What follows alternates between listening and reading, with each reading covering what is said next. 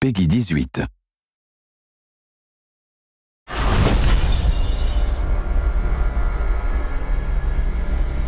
The thing we really wanted to do was give the player decisions to make, give the player choices and have some consequences to those choices. And some have lightweight or subtle consequences, and some are purely aesthetic. Choice matter because in the media video game, you can make choices where the movies doesn't allow you to make choices. So having the consequences to what you do and seeing how the simulation deals with your choices, it feels like the player has full ownership of his experience.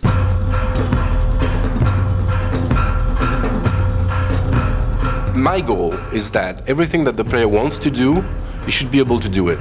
As you can go everywhere, then it has to be functional everywhere. If he sees a door, it's an openable door. If he sees a roof, he should be able to climb there, and he knows that this is a valid path.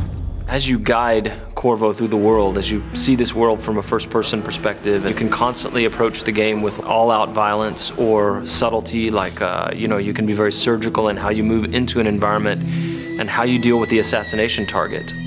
Ce qui est vraiment très intéressant dans Dishonored, c'est la possibilité pour le joueur de vraiment inventer son histoire, on va dire. Il peut vraiment jouer le jeu de la façon dont il a vraiment envie.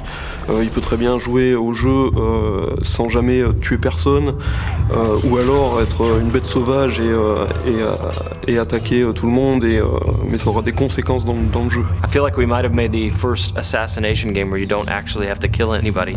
Donc l'IA dans Dishonored est assez particulière dans le sens où il faut qu'elle réagisse vraiment à tout ce que le joueur est capable de faire, que ce soit de par ses pouvoirs ou de ce que ce soit que le joueur peut être assez furtif par rapport aux IA.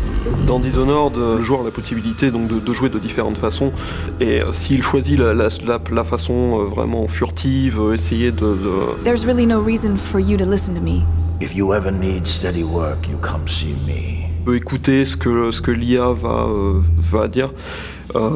Il peut écouter les conversations, il peut obtenir il peut avoir quelques indices en fait sur ce qui se passe, sur comment arriver à résoudre sa mission. Oui, donc le joueur va pouvoir utiliser des combinaisons de pouvoirs assez variées. Par exemple, donc il va pouvoir arrêter le temps, commencer à utiliser l'arbalète pour tirer sur les différents ennemis. Les flèches vont prendre le cours normal du temps, tous les ennemis dans la pièce vont mourir. Il peut utiliser ça de façon... il peut utiliser des combinaisons complètement incroyables, et je pense que on va être assez étonné de ce que les joueurs vont être capables de faire. So when people play Dishonored, and once in a while they figure out something that just feels utterly creative to them and that they wouldn't have expected to be able to do in the game, that is a magic moment for us. That's what we live for. I watched a guy the other day do something I'd never seen in Dishonored before. He was running away after killing off a couple of high-profile assassination targets, 2 members of parliament, and he was up high on a balcony. And the jump would have killed him because it was maybe 4 stories up, but he had the possession power. And in our game, when you possess somebody, it's not like you leave your body behind and possess them with your mind. It's a corporeal thing, so you move physically into them, and then you pilot them around. And so he jumped off of this balcony 4 stories up and plummeted to the ground, and I thought he was going to die. He was on the pavement next to the river, but he was angling for this guard that was walking a patrol down there, and as he got close to the guard, he activated the possession power and moved into the guy, and it kills the inertia of the fall, and he lived and walked past the other guards who didn't know anything was wrong. And that is a moment you can't have in another game.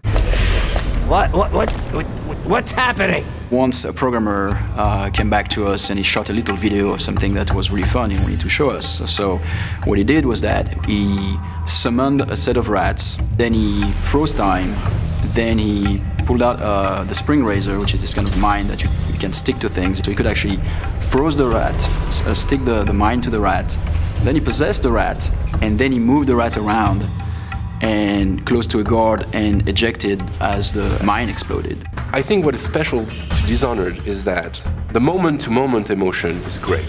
In a shooter, for example, you know that shooting at a guy will kill you, and you have to take cover and progress and well.